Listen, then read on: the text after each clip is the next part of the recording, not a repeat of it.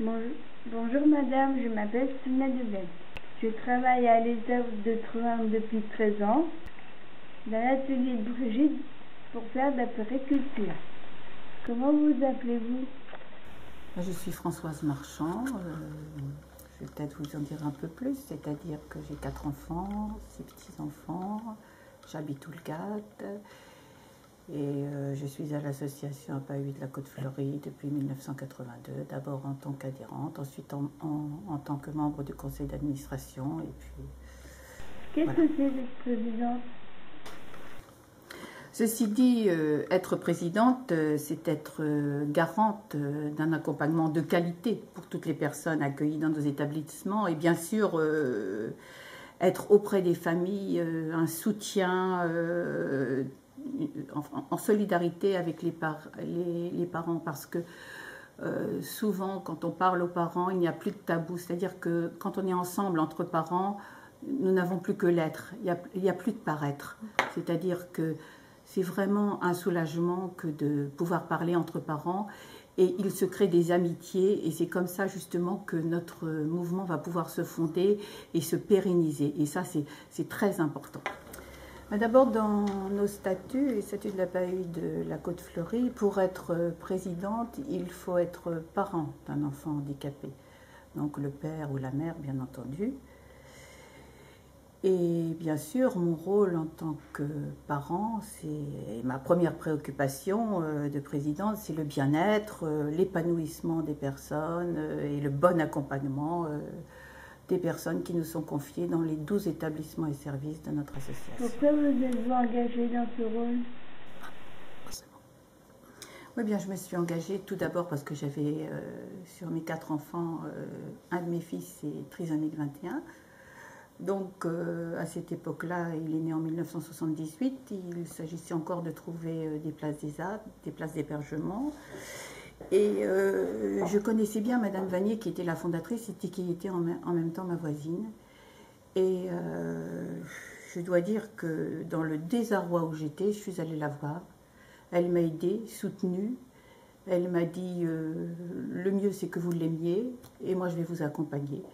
Et je me suis toujours dit que je lui en étais tellement reconnaissante que moi-même, j'essaierai d'aider les autres. Oui, avant de parler du rôle de la présidente, il faut savoir que la PAU de la Côte-Fleurie est une association qui a été fondée en 1960 par monsieur et madame Vanier, qui étaient eux-mêmes parents d'un enfant handicapé mental, trisomique 21. Et il faut savoir surtout que sans ses parents, il n'y aurait pas d'établissement en ce moment. C'est-à-dire qu'ils ont créé l'association de manière à pouvoir créer des structures, des établissements pour justement accompagner leurs enfants. Et ça, c'est extrêmement important. C'est-à-dire que sans cette association, en ce moment, nous ne serions pas en train de parler. Et j'ajoute que grâce à cela, les parents de toute la France entière, à cette même période, en 1960, se sont fédérés en une union qui s'appelle l'UNAPI et qui regroupe maintenant 600 associations, qui gèrent 3000 établissements, qui emploie 75 000 professionnels, 60 000 familles et surtout 180 000 personnes handicapées accueillies dans ces établissements. C'est une force, c'est très important. Et c'est d'autant plus une force que c'est un mouvement parental, c'est-à-dire que ce sont des parents qui gèrent ces établissements et qui, mieux que les parents, peuvent défendre leurs enfants. Oui, bien sûr, les familles seules, les parents seuls ne peuvent rien. Il nous faut travailler avec les professionnels en complémentarité. Donc il nous faut élaborer avec les professionnels, le conseil d'administration et le bureau, justement un projet associatif global en tenant compte de tous les désirs, les besoins et les demandes de chacun. C'est de cette manière que nous avons créé toutes les structures que nous avons en ce moment et les services les mieux adaptés à la problématique de chacun. Mais il faut aussi évoluer et se fixer des objectifs qui seront mis en œuvre justement par les professionnels. Et nos professionnels, nous avons 300 professionnels qui sont au service des personnes handicapées que nous accueillons et nous gérons 620 places. Et c'est un travail important et nous travaillons en complémentarité justement avec les professionnels, c'est très important et surtout en confiance. Nous avons d'ailleurs, je peux le dire, de très bons professionnels. Ce sont des équipes performantes, hein, très au fait des besoins des personnes accueillies et pour lesquelles des projets individuels sont élaborés par justement cette équipe pluridisciplinaire. Quel est l'avenir de votre association ? Avant de parler de l'avenir de l'association, je voudrais parler d'aujourd'hui, c'est-à-dire que l'association est au mieux de sa forme. Nous avons une direction générale qui est très performante. Nous avons recruté de jeunes directeurs dynamiques qui sont pointus, diplômés, etc.